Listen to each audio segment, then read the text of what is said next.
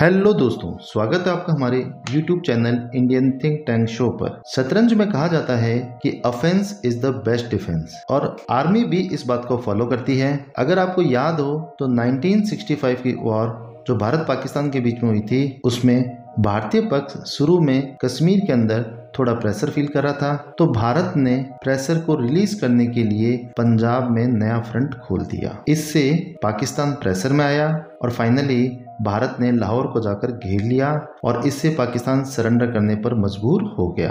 भारतीय विदेश नीति भी अभी कुछ ऐसे ही जलवे दिखा रही है और फर्स्ट टाइम भारत ने अमेरिका के अंदर जाकर ऐसा सलूक अमेरिका के साथ किया है और इससे अमेरिका सदमे में है, जिससे अभी तक वह बाहर नहीं निकला।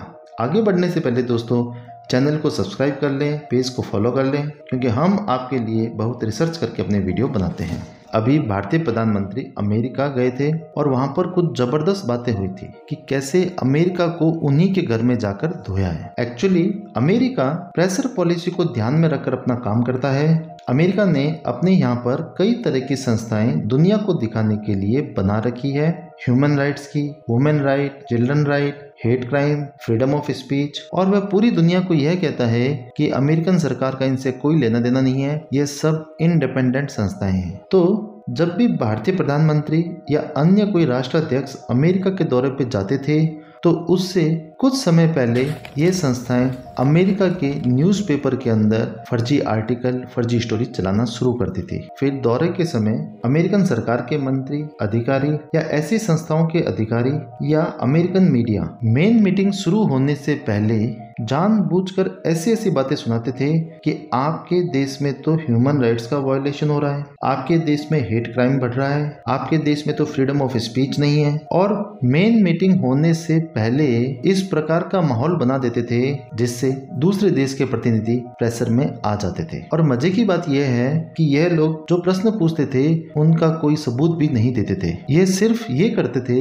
कि दौरे से कुछ समय पहले अमेरिकन मीडिया के अंदर ऐसी फर्जी न्यूज चलाते थे, ऐसे फर्जी आर्टिकल लिखते थे और फिर उन्हीं आर्टिकल के बेस पर दूसरे पक्ष से ऐसे प्रश्न पूछे जाते थे जिससे दूसरा पक्ष प्रेशर में आ जाता था। तो ये सब लोग मिलकर एक ग्रुप की तरह काम करते थे, जिसका मेन पर्पज ये होता था कि भारत के प्रधानमंत्री व भारत सरकार को या अन्य कोई राष्ट्राध्यक्ष जो होता था वो प्रेशर में लाया जाए, तथा जब मेन डील करने के लिए टेबल पर बैठेंगे तो अमेरिका अपर हैंड में होगा तथा अमेरिका जो भी डील देगा भारत या अन्य देश उस दबाव में आकर उन पर साइन कर देंगे। अमेरिका का शुरू से काम करने का यही पैटर्न था, परंतु इस बार भारत सरकार ने भी ठान लिया था कि इस प्रकार की गलतियां जो हम पहले करते आए हैं वह नहीं करेंगे और हम लोग अपर हैंड में रहकर काम करेंगे। तो इस बार भारत ने दौरा शुरू होने से पहले ही अमेरिका के अंदर मानव अधिकारों का मुद्दा उठाना शुरू कर दिया। अमेरिका में जो भारतीय आबादी को हेट क्राइम का शिकार होना पड़ रहा था उसका मुद्दा उठाना शुरू कर दिया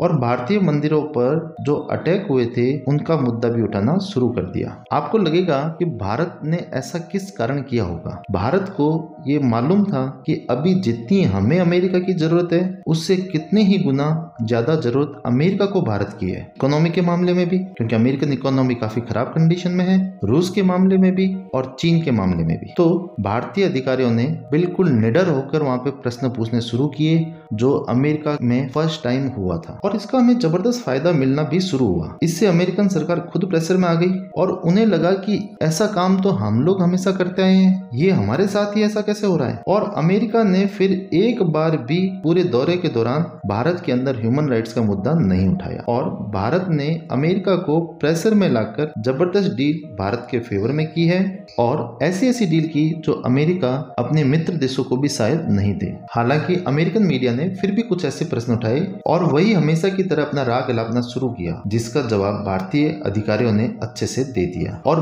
भारत को यूएसए मीडिया से वैसे भी मतलब नहीं है, क्योंकि हमें उनसे डील नहीं करनी, हमें तो यूएसए गवर्नमेंट से डील करनी थी जो हम कर चुके हैं। तो अमेरिका की प्रेशर टैक्टिक्स को भारत ने अमेरिका में जाकर अमेरिका के खिलाफ ही यूज किया, है ना कमाल की बात। इसीलिए कहते हैं offence is the best defence. आपको क्या लगता है कमेंट सेक्शन में बताइए। Thank you for watching this video.